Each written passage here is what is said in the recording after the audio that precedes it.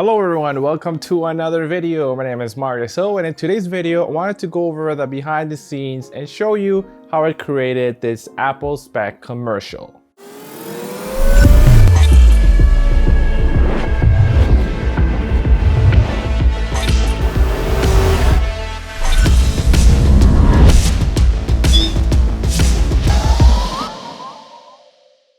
I hope you're all doing well and welcome back to another video. In today's video, I just wanted to go over my thought process behind this spec commercial and the things that I did wrong and things that I did well so that you can take note from my failures and improve upon them for your own video. But before we get started, if you're new here, make sure you hit that subscribe button. I create weekly content on filmmaking, gear review, editing tutorials, and product videos. Make sure you also connect with me on Instagram and make sure to tag me in any product videos that you create. I would like to check them out and see what you come up with. Before I go over the entire video and how I edited it, I just want to talk about all the gear that I use first so we can get that out of the way. So camera, I used the A7 III and I shot this video in the HLG3 picture profile. For lenses, I use the Tamron 28-75, and for those super tight, close macro shots, I use an extension tube. For lighting, I use a Godox SL60, and instead of a round softbox, I use more of a rectangular softbox.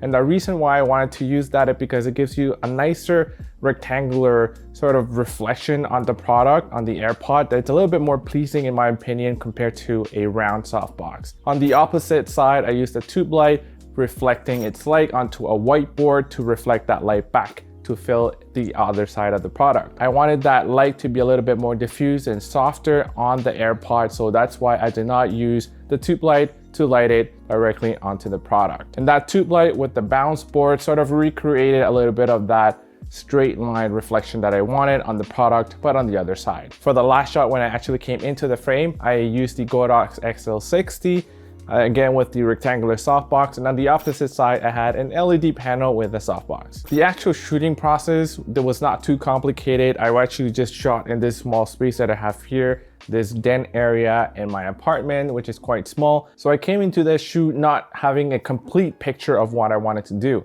I had different snippets of different ideas that I wanted to try, and I wanted to figure out if I was able to actually do it. Even though the shots that came out were not perfect in my opinion and were not as smooth as I expected them to be, the entire process of creating this was very, very beneficial to learning. That first shot of the AirPods case opening up, I did a few different shots to composite that together and to make it work. I had to take multiple shots of that AirPods case. I had one shot of it closed. I had another shot of it just of the case open with the light on. I also made sure to include a clean shot of the case by itself and another shot with the AirPods in the frame. These AirPods don't belong to me. As you can see, they belong to my wife, and my wife's name was on it. So what I did was just duplicate the layer once I had everything composited, and I masked a section just underneath the name, and I moved that new mask clip just on top of the name to cover it. And because the entire texture of the AirPods case is pretty similar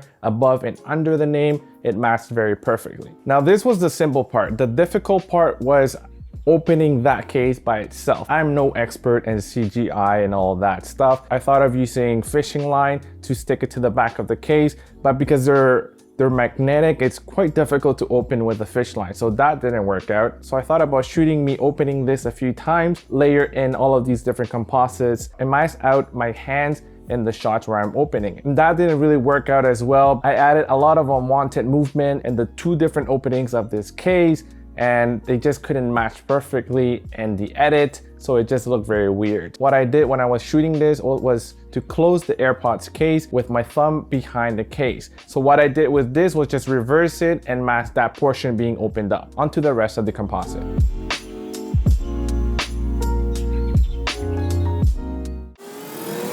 So I hope you're enjoying all this information I'm throwing at you right now. Stay watching till the end. I'll be going over the last shot as well, which is, in my opinion, my favorite shot of this product video. The AirPods I shot individually at 120 frames per second, and I used tape to have them stand by themselves. They were a little bit crooked in the end, but I knew I wasn't going to use the entire rotation, so that was fine. And I got lazy, so I just let it be. I did make sure though that I would get at least part of the rotation match the angle of the AirPods when they're still in the case. I wanted them to come out of the case by themselves. What I did in the edit was to time the camera movement to the opening of the case and have the AirPods come up and fly out from that case. This entire sequence was edited in After Effects. I made all of these layers 3D and I brought in a new camera, a 3D camera in After Effects. I placed the different elements and different areas in the 3D space, and then I animated that 3D camera in After Effects to follow the AirPods flying out of the case.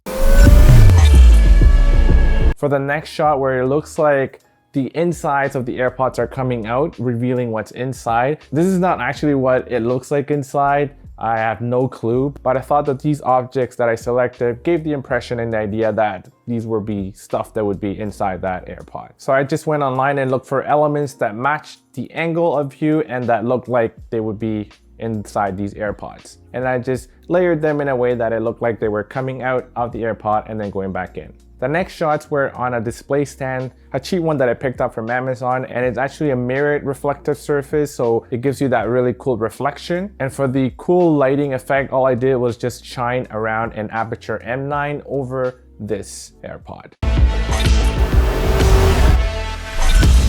So that brings me to this final shot. I used actually the exact same clip of that AirPod rotating on that display stand. I just masked it and brought it into my last scene. The way how I did this shot was to shoot different shots and to composite all of these shots together. The first shot was me holding the AirPod already, walking into frame, pretending to be grabbing it from mid-air and then wearing it and walking out of frame. The second shot was just me standing without holding the AirPod. So I would just bring my hand up and pretend to grab that AirPod. And I did a third shot again just for safety, which was just my hand coming up with the AirPod already in my hand and pretending to grab it. So what I did in the edit was to mask my fingers from that hand when I was not holding the AirPod, and I layered that on the main shot of me walking in. So as soon as I walked in and as I came up to grab the AirPod, that hand was put there so that you wouldn't see that the AirPod was already in my hand. And because this is a quick motion and when you move your hand, there's motion blur, I was hoping that the motion blur and the relative speed of how you go and grab your AirPod would sort of hide the fact I was already holding an AirPod in my hand. In After Effects, I brought in the layer of the AirPod by itself. I made it into a 3D layer to give that effect that the AirPod is really big in your frame and then it slowly becomes smaller and then I come and grab it. The next part in the edit was to mask away that individual AirPod and time it with my hand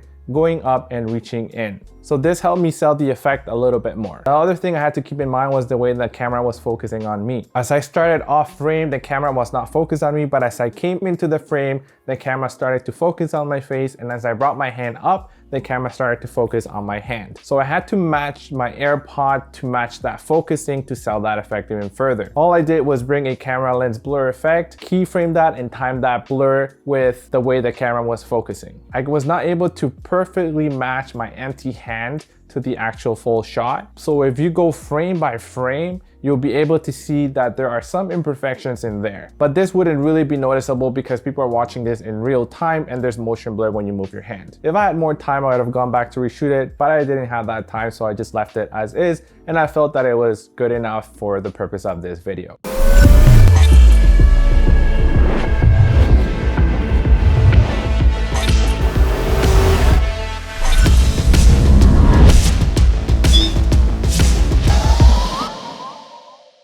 So that's it for today's video, guys. I hope you enjoyed it and you learned something new. If you did, don't forget to hit that like button and subscribe if you haven't already. So that's it for today's video, guys. Until next time.